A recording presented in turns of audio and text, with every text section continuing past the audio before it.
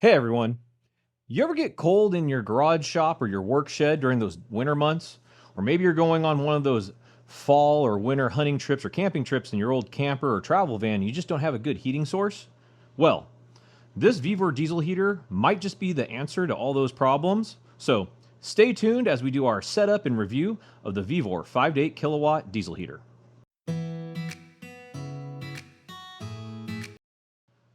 All right. So a few weeks ago, I actually purchased this set up in the garage because we had a bunch of cold stretch coming up, and unfortunately, never got it set up. I had to do some changes out in the shop, and if you see in some of the other videos that I've done, it's still in a lot of chaos from the last ones. But saw this come up on sale. They come up on sale quite often. These 5 and 8 or 5 to 8 kilowatt diesel heaters, and they're reasonably priced. They're around the $100 mark, $120 mark, and run off of a gallon of diesel, and it's supposed to get you anywhere from 8 to 12 hours of heat. So I picked one up, did the unboxing with you guys, but never actually got to do the setup and review. And that's what we're doing today. Now, before I get into the video any further, first I'd like to say, no way in part am I sponsored by Vevor. I do now have an affiliate link with them, which will be dropped in the bottom of the description. So that way, if you guys decide to pick one up, you can go ahead and click on that and find them a little bit easier. Since we will be doing this in a garage shop, and for you guys, whether it's in a she shed, work shed, or a garage, you're going to have to take it outside, the exhaust outside somehow. And on the manufacturer's website, they'll show you how you do it through a wall because you may not have the option of running it through a vent like I do. And I'll show you this in a minute, but I actually have a vent down at the bottom where this is going to be set up. And I was able to block it off with some sheet metal and drill a hole through it so that way the exhaust will go out and we'll have to be worrying about it coming back in. And that's what this guy is for. You make the cuts bigger than the, or excuse me, smaller than the drill marks that are right in here. This gets screwed into the wall. That gives you space so you're not putting that hot exhaust on something and starting a fire. But anyways, let's go ahead and get up into the setup of this machine. Now, before I go anywhere on to actually putting parts together, it does come with a manual. And it reads like a Betamax manual. And for maybe some of your not so old guys, a VCR manual. And for everyone else, ask your dad, ask your grandpa, they know what I'm talking about. It goes over the basics, but all in all, you really don't get exactly where everything has to go. You don't know which is the in or the out for the exhaust. However, they do have a QR code in there, and if you scan it with your phone, you're able to actually bring up videos of them doing the installs and setup of each specific diesel heater that they sell, and you can just follow along on that. Furthermore, they do have some nice labeling on this, so you do know which one is which. I would have thought intuitively that out of the two holes on the bottom, the one to my left, your right, would be the exhaust, because it's the back side. And the one on the front would be your inlet. Well, it's actually reversed. So, if you look at it, there's actually an in and an out with an arrow pointing to the right holes. Now, that being said, let's go ahead and put this thing together. Okay, so I've pulled out all the parts that I need to start setting this thing up. One thing that I will mention is that they do supply quite a bit of the hose clamps and also sheet metal screws and bolts for if you're making these attachments to, let's say, an inside of a camper or on an underside of a travel van, something like that. So that way you can screw parts down. They even come with some brackets for that sheet metal so you can actually lock everything out of the way. But for the most part, we don't need any of that sheet metal stuff or those clamps or brackets because of the way we're setting it up. Now, a lot of this I'm going to be doing in place over here because of where it's set up. But I'm going to go ahead and prepare some of this so it's all the way ready. The first thing we're going to do is get our filter for our air intake set up. And it's threaded so that way it can screw in nicely. I'm going to go ahead and extend it as far out as I can because I want to draw air as far away from the wall and any potential leak of exhaust coming out. And then all we're going to do is slip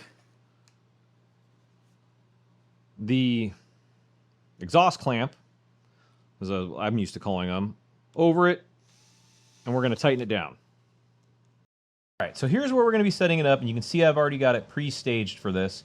And if I zoom in, you will notice that I have that sheet metal set up over the vent there. I I am going to go back and caulk all around it so that way it's nice and tight. I already have the X-Tool S1 vent going out to the right side. I've checked to make sure the clearance on it's good, and if not, I am able to move the diesel heater slightly one way or the other, so make sure it's not too close. They recommend about 10 inches of space between other things, but if you watch the video, it gets nice and tight to things. Shouldn't be getting that hot to be such a concern. Below it, I actually set 2 bricks on top of each other to be able to be the supports for the feet on this thing. And the reason why is, per the instructions in the video, you're not supposed to be making anything over a 90-degree bend or really sharp bends. You're going to have to make a bend on it if you're going to be setting it anywhere low to the ground, close to 90 degrees, just because the fact is there's only about 2 inches to work with between the tube coming out and the feet lift off. So I actually set it up here. It gets me about almost 90 degrees. I can make some slow bends in it a little bit further out, and that'll allow me to get this going through without it being, you know, too kinked up. Okay, so I'm going to go ahead and apologize. You may see me on camera or not, depending on how low I can get and while I'm doing this. Hello, all. But I got a pretty tight space to work here on, and I'm going to be putting it together down here. The first thing I want to show you is the exhaust, and as you can see here, this is what I was talking about. I've got about a 45-degree bend here, then it kind of curls up, goes into about a 20-degree bend, and then it's going to go out the exhaust port here and through the screen on the other side. So I'm going to leave this off currently. I'm going to set the muffler over here because we're going to set that up outside. And here is our air intake. This is going to be our heat shield. We are going to put some of this or most of it on the inside. That way, in case somebody walks by, tries to reach for something, and accidentally touches it, they're going to be protected by it and not get burned. So first part we're going to do here is flip this up. And what you can see here is you have an arrow here and an arrow here, and I'll try to take a picture of this and add it in, but you have out and in. This is your air coming in. This is your exhaust going out. In fact, they actually have a little label above it showing that. So we're going to go ahead and get that set up first. We're going to slide this sheath cover on.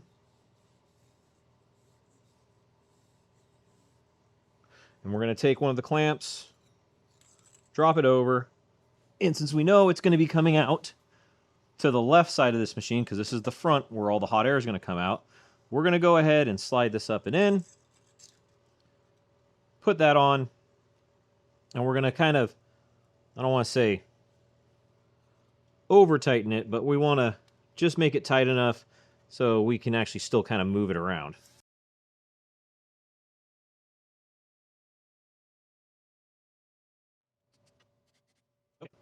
Now that that's on loosely, that way we can still move it around, I'm just going to go ahead and thread the rest of this down. And now we're going to do our intake the same way.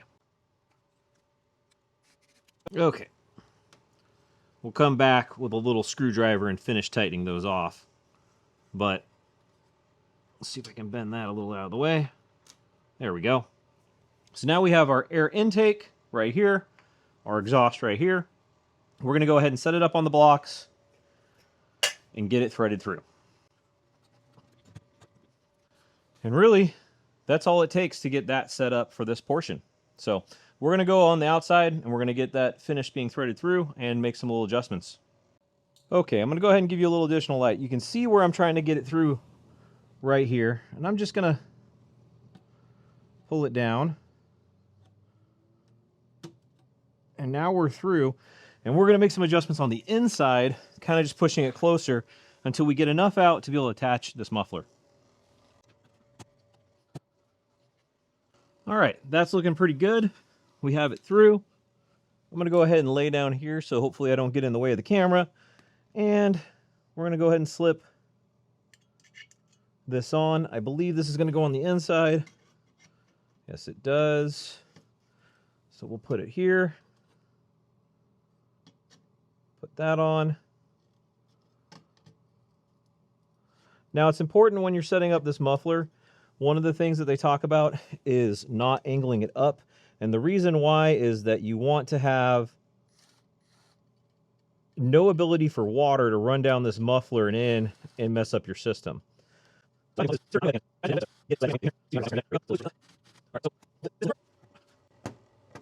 we go. And just give it a bend down. And as you can see now, we're angled down. The rain's not going to come up. We're not sticking too far out. If I really need to, I can adjust it and kind of angle it in a little bit. But we're pretty well set up here. I'm going to go ahead and get a screwdriver and tighten everything up. All right, so quick editor's note here. Didn't realize this. I was having a hard time trying to put those on. And what I realized, I don't know if it's going to actually help out. Doesn't look like it. But the sleeve does come off, so if you need to access anything, like the tank, the motor, the lines, any of that stuff, there are these 4 clips on the sides. You just take those off, or I should say undo them, take the fuel cap off, and you're able to actually pop that off. I was hoping that it would be able to give us some access, but now we can actually take a look at the inside of the machine. Here's our motor, here's our tank, our blower's up here. Our ports are right here. It looks like we could get some access here to those tubes through with a screwdriver here. So we're going to go ahead and try that, see if that helps out. I will tell you this. You take that lid off, it does become quite flimsy. So I would just be careful with whatever you're doing because you don't want to accidentally break it.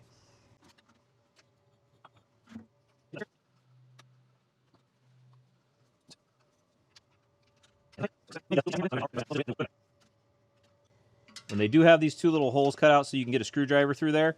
So that way you can tighten these down. Okay, now that we're on there nice and tight, let's bring this fuel tank back up.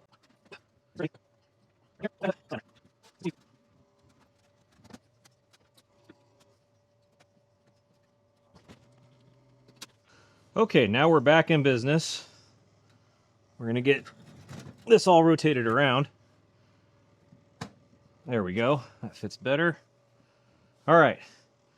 The fun part's going to be filling it because where it's at currently, I'm going to have to either disconnect it or really kind of change angles or find some other type of filling system. However, I will link it. There is a manufacturer or a company out there that does make aftermarket parts for this, including basically a pump or a change out that actually hooks up to where the fuel gets pulled out of instead of this tank. You bring the tube up there, it comes down in, and you can actually set your gas tank next to it. So that's what we're going to end up doing down the road. But now it's time for power. Okay, there you have it. So we have been able to actually get the can in there. It wasn't the hardest thing to do. It wasn't the most comfortable thing to do, but it did fit. I got a little bit of dribble around. I got to clean up, but was able to fill it up. I only did it about halfway. I'm going to do some more videos with this, I think a little later, just kind of touch on some things. But let's go ahead and see if we can get it fired up. Okay, so moment of truth, we're going to go ahead and turn it on.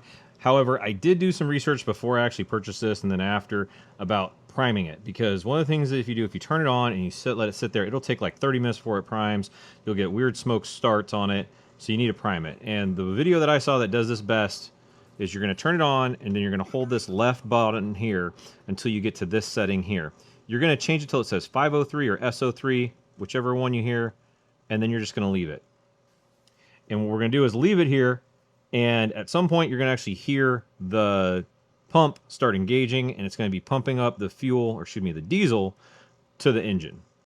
Okay, we are back, and it's been about 30 seconds a minute, and I'm going to go ahead and bring my mic over here. Hear that ticking. That's that pump bringing the fuel up, or excuse me, the diesel up, so that it can get it properly primed. And then once it's fully primed, it'll actually turn on its own.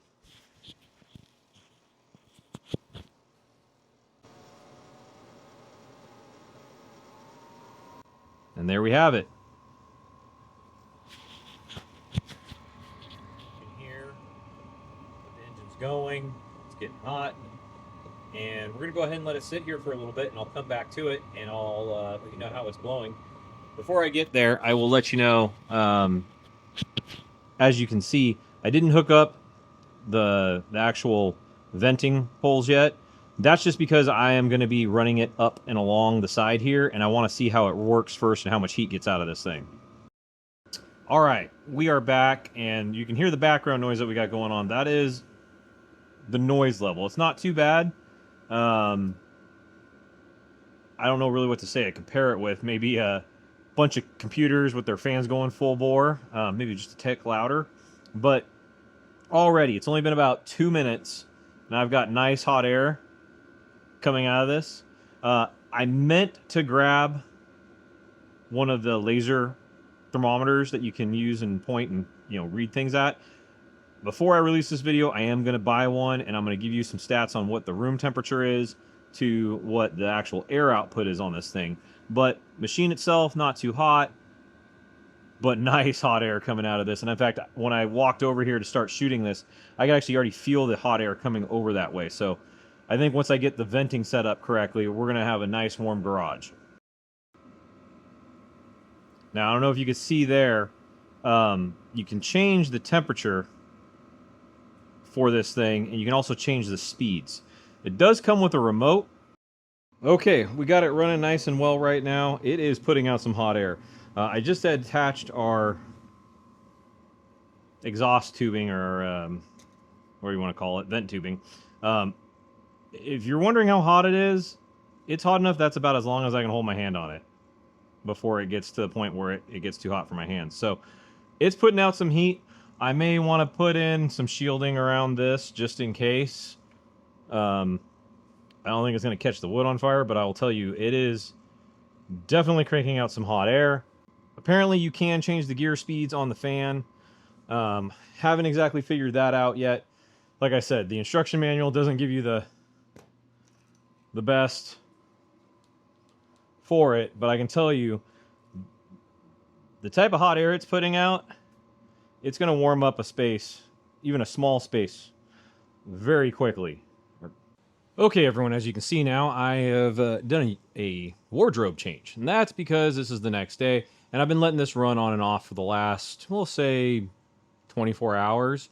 Now, I would like to apologize for the beginning part of the video. I know that it wasn't probably the best shot. Unfortunately, what I should have done, and I thought after the fact, is I should have done a tabletop build for you guys where I put everything together on the table and then took it apart. But I really wanted to get this thing on the wall and start warming it up out here. And as you can see, I'm not wearing a sweater. Currently, outside temperature is not too bad. It's in the 50s. I'll double check real quick what the actual temperature is. But in here, we're sitting quite nice. Now, one of the things I told you in the beginning of the video, they said a 400 square foot garage, if you had this thing running, you could get it up to 80 degrees. I don't know if that's going to really be that true.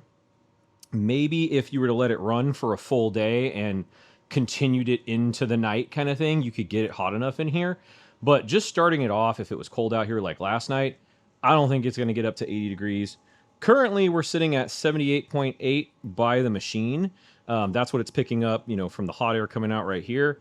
You can feel it. It's nice and hot. Again, very quiet machine.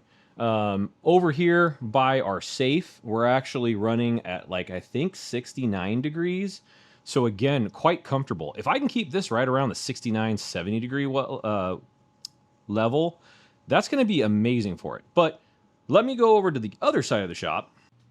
And I have set up this gauge over here. And as you can see, we're actually sitting at about 59, 58. It's going down slowly. Humidity, but we're sitting at 66 degrees on the other side of the shop. And that's pretty big considering we don't have any additional ducting set up. We don't have an inline fan. We don't have anything to help boost it and get more heat over this way. This is just from it sitting for the last, I'd say 4 or 5 hours. So, as I said, it's been really doing a good job out here so far. It's keeping the garage actually quite comfortable. Typically, I'll be out here wearing a sweater most of the time. In the wintertime, it gets down in here typically around the 50, 40s, somewhere in there. But for the fact that it's actually holding well at basically almost 70 degrees through the whole shop, I'm quite happy with. Let me go ahead and go over some of the install stuff and talk to you about that. Okay, so as you can see over here, we do have the Vevor hooked up. We did add this 8-foot venting hose in because the plastic one or the metal one they send us, it's 2.5 feet long. It's not really worth it. But it's set up. It's just blowing the hot air this way. That way it'll rise. But the big thing is, that's about as long as I can hold it before it gets too hot. if we take our little thermometer here and we shoot it in here,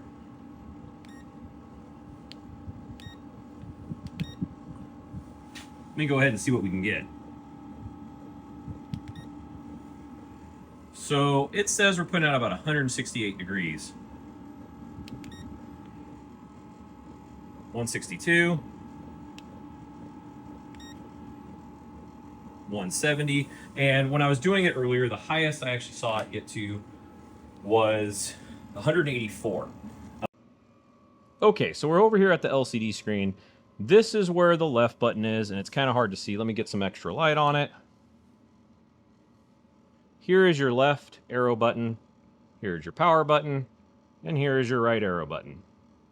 When the machine is running and you hold the left arrow down, you bring up your SO settings. And what you can do is actually click through them and determine which one you want to go to. Now, if we go to the first one, that is the current time setting. You long press the power button and it'll set the option to the hours. You long press it again. Once it's set, it goes to the minutes. You long press it again, it gets done with. SO2 is the timer start. What time would you like this to turn on at? So it does have a timer feature where once you set your clock, you can say turn on at 6 o'clock at night. SO3 is how long you want to run it for. Anywhere from a half hour to 10 hours. Right now we're currently set to 5 hours. And then the last one is actually turning the timer function on. Right now it's set to off with the OF symbol. It'll go to ON for on. Now it doesn't show you the SO5. We only do that when it's in the power off mode to jump into, and that's the prime function. Now, you can tell it got a lot noisier when I was talking, and that's because it switched over to the mode for the style of temperature heating. If I hold the power button down for a long press, you can see that I am set to current temperature of 80.6. Or at least maybe that's what it's reading by the machine or the heater. If I click the right arrow, you will see that the temperature goes up and you can top it out at 96.8. Leave it there. It now says that that's the setting. And what you'll hear is the fan increasing in speed. Now, let's say you don't want to do it by temperature. You want to be able to crank out as much heat as you can to heat up the place. If you hold the power button down for a long press, it changes it to gear mode. And this allows you to change the speed of the fan and how quickly it's actually pushing air out. So 10 is the max, 1 is the lowest. And as you see, as I go down,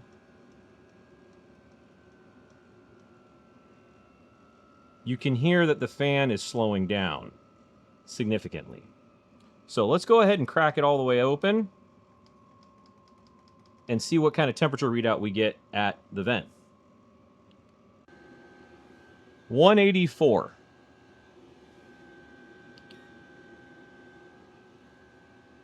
189.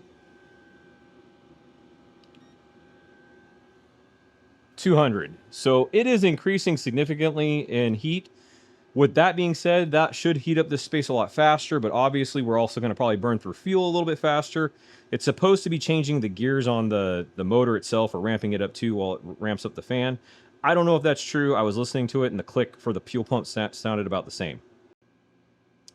Okay, I'm behind the camera right now, and now I'm about 10-ish feet away, maybe 12 from that vent. And I can actually feel not only the warm air hitting me over here, but I can also feel the cool air kind of getting sucked and moved around, but everything's warming up nicely. Let me come over here. So, I just did some more thermal testing on it. The case itself sits at about 98 to 100 degrees, so not too bad. I don't think you got to worry about too many things being close to it. What you got to worry about things being close to it are the exhaust, and then this actual diffuser vent, or the vent itself. The exhaust was up to 300 degrees. That's why you really got to make sure you got something insulating it, or it's away from things. You don't want to catch things on fire over time or melt stuff. When I try to measure the temperature of this actual vent, I don't know why, but the little thermal gun won't pick it up. I'll try it right now. It says it's 107. That's as long as I can hold it before it starts to hurt. So definitely more than 107, but max temperature I got coming out of this was 235.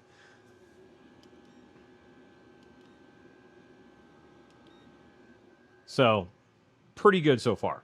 Let's go ahead and go over my final thoughts. Hey everyone, Fox, post-edit here. I actually started working with it just fine for a while, and then all of a sudden it stopped working. I don't know what caused it, but I do have some theories. So let me go ahead and show you what I'm talking about. So as you can see here, I have the cover off and I've been working on it. I actually have gotten it running just like a champ again, and I don't know exactly what caused the issue. Now, it could have been maybe some dirt or something got in the fuel filter and then it knocked itself free. More likely what I'm suspecting when I set this up, this exhaust hose here was just a little bit too far bent at an angle, causing a little additional back pressure and letting that CO2 get back up into it, and it caused it to have a flame out. If you look up here though, that is the fuel pump slash filter, and these actually can go out quite often.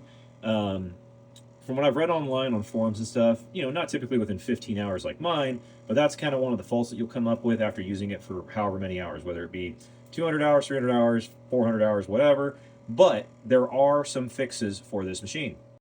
So first of all, what I'd like to say is, once I actually saw it stop working, and it was about 15 hours of work I had done into it, running it, letting it run and heat, I had a part where I had accidentally turned it on and off a few different times trying to go over some stuff with it. And I think that might have caused the tank, or I should say the engine, to get flooded. And then when I started it up, it wasn't pulling enough fuel. And then with all that back pressure, soot, extra fuel, it just wasn't flaming on correctly. I let it sit for a day. I took it outside, set it up on a spot, took the exhaust off, and actually let it run for a while. And then pulled it back in and set it back up. And again, it did the same thing, and it gave me this error 10 code, which is basically for the fuel, the air intake, or the exhaust. So I took it back outside, set it up again, and this time I let it run for about 2 hours, brought it back inside, hooked it up, let it sit, came back the next morning, primed it, started it. On the second start, because it'll do 2 starts. The first one is to prime it and get it going. If it doesn't, it'll do it a second time. That second time, it actually fired up, ran like a champ for the entire time. I didn't throw the code. I let it run probably about 4 hours that time, and then just shut it off normally. Just hit the power button once and let it shut all the way down on its own. Came back that night, turned it back on, and it ran like a champ again. So I think this might have been a case of user error and user setup. However, I would like to discuss some of the features that you can upgrade on this pretty instantaneously if you want to make sure this thing is even running better or more optimally for you. Okay, so here we are. Now, you can basically type in Chinese diesel heater, Vevor diesel heater upgrades, and it'll bring you to a lot of different things. You can go on Amazon and do the search, but this website so far I have found to be kind of the best all-in-one place when it comes to upgrading one of these diesel heaters. It's called Unethical Manufacturing, and they have lots of different kits for you to go through. So they do offer portable heaters, extended run kits, and the heater parts, and a bunch of other things. However, if you go and look at the diesel heater parts, you can actually find for your diesel heater, which most of these Chinese made ones all have the same parts in them, a silent fuel pump, different upgrades to the heater fuel system, control units. So as these things go out on these cheaper diesel heaters, you can actually upgrade them. They even have temperature silicone coated reinforced ducting versus using just the standard stainless, which gets really hot. They have bigger fuel tanks. There's a lot of different things. Okay, let me go ahead and show you now. You can just buy the pump, you can just buy the hoses, but the one that I like is this diesel heater fuel system upgrade. If you click on here, it's very simple to do. It tells you that which fuel pump you're going to need, whether it's a 22 millimeter or the 18. The 22 is for the 5 to 8 kilowatt or kilowatt heaters, which is what we have. And then you're going to be able to pick which fuel lines you want to do. A standard all-in-one heater, which is a shorter length, or different lengths if you're going to run this maybe directly to a fuel line or something else. So They have the fuel line length for being able to hook it up to something else, and it comes with this whole kit right in here. So you're going to get the new lines, which are supposed to be higher quality, typically a little bit thicker. As you can see here on this one, you got a 1/4 inch adapter for it, and it's going to allow for better fuel flow. And then if you pair it with their extended run kits for diesel heaters, now you can actually just hook directly up to a diesel can or a jerry can, right? So you can set up what you need, the quick connect, all your additional parts, lines, everything else, and you're good to go. So yeah, those were my issues that I came up with when I had the E10 issue. Again, it's really not going to affect the review or initial review so far, just because I don't know if it's the machine, user error, setup, installation.